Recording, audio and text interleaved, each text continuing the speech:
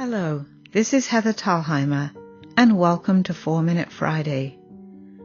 Today's episode is Connecting to Our Creativity. Have you ever had difficulty connecting to your creativity? Many famous artists of all genres speak to this and the anxiety they experience. Where is the next song, the next painting, the next idea? This experience happens on many levels.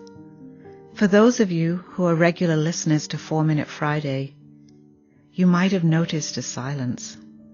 It's been more than 2 months since I shared a podcast. I was out in LA helping family. During that incredibly busy, all-consuming time, there was little opportunity for reflection or the stillness to listen to the message that wanted to come. I was aware that weeks were passing, but it was as if I was in another world. I returned to New Hampshire and a backlog of work. The days slipped into a week and then 2.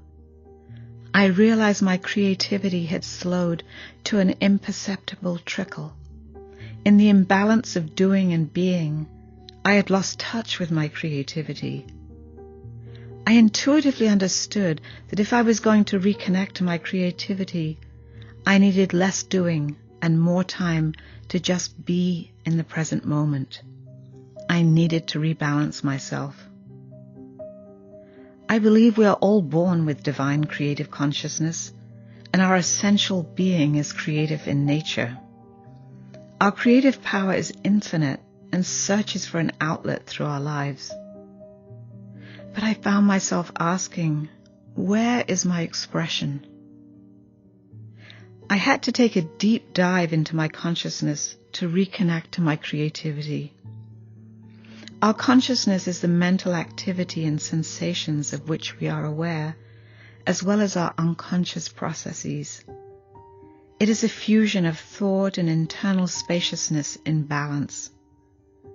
Although in meditation we may be encouraged to just notice thoughts and let them pass, thoughts are nevertheless important facilitators in our lives. They help us set intentions and allow us to be connected with things outside of ourselves. But to be in balance, we also need room for the space within.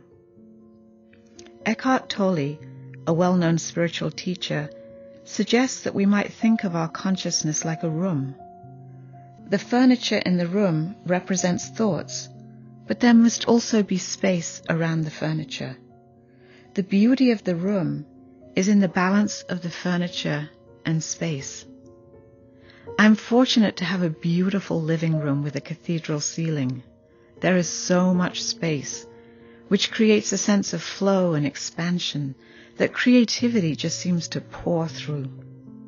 I have had musician friends enter the room and express the sudden desire to write a song. Recently, my husband wanted to add a table to the room, and I pleaded with him not to, because it would upset the balance of furniture and space that gives the room its special quality. The addition of more furniture would interrupt the flow.